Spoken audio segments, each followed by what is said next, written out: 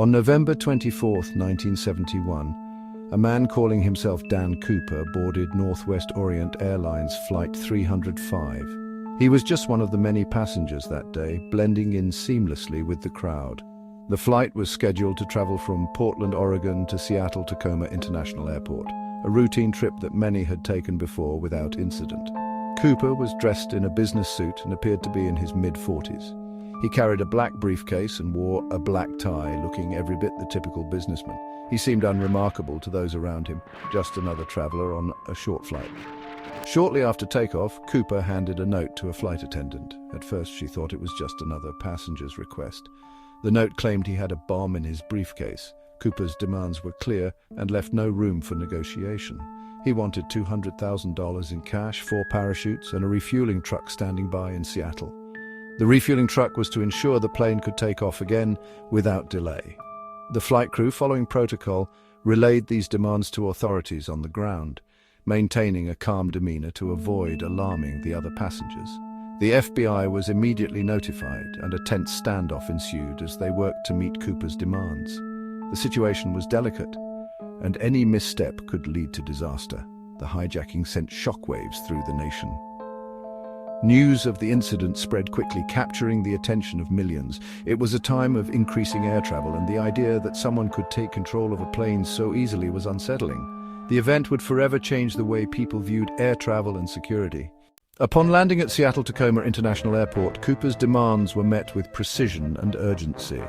The ransom money, delivered in unmarked bills, was brought to the plane along with the parachutes, just as Cooper had specified. Passengers and some crew members were allowed to disembark, their faces showing a mix of relief and exhaustion after the tense ordeal. With the passengers safe, Cooper instructed the remaining crew to set a course for Mexico City, a destination that seemed to promise his escape. He demanded they maintain a low altitude and slow speed, a tactic that puzzled the crew but was non-negotiable. The plane took off once more, this time with only Cooper and the flight crew on board, the atmosphere tense and uncertain. The FBI, tracking the plane closely, had hoped to apprehend Cooper during the refueling stop or force him to land, but they were always a step behind. However, Cooper had other plans that would soon unfold in a dramatic and unexpected manner. As the plane flew over a remote area of southwestern Washington state, something remarkable happened, something that would cement Cooper's place in history. Cooper, with the ransom money strapped to his body and a parachute on his back, lowered the rear stairs of the Boeing 727. Against the backdrop of a dark and stormy night, Cooper jumped. He leaped from the back of the plane and vanished into the wilderness below. The pilots, following Cooper's instructions, continued flying towards Mexico City. Only after landing did they realize that their hijacker was gone. The FBI launched a massive manhunt. They scoured the area where Cooper was believed to have jumped using helicopters, tracking dogs, and hundreds of personnel. Despite their efforts, no trace of Cooper was found. The D.B. Cooper case quickly captivated the nation, becoming one of the most intriguing unsolved mysteries in American history.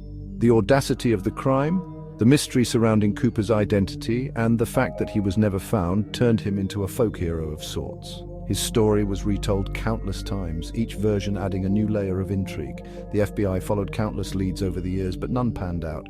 Agents sifted through mountains of evidence, interviewed hundreds of suspects, and yet the trail always went cold. The case went cold, but the legend of D.B. Cooper lived on. His image became iconic, a symbol of the ultimate unsolved mystery. Theories abound about what happened to him. Did he escape to live a life of luxury, or did he meet a grim fate? Did he survive the jump and disappear with that money? The dense forests of the Pacific Northwest hold many secrets.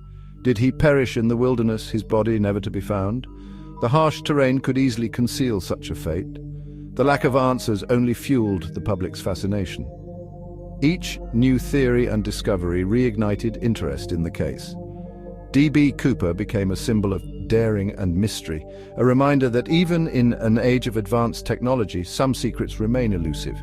His story endures, captivating new generations with the promise of the unknown.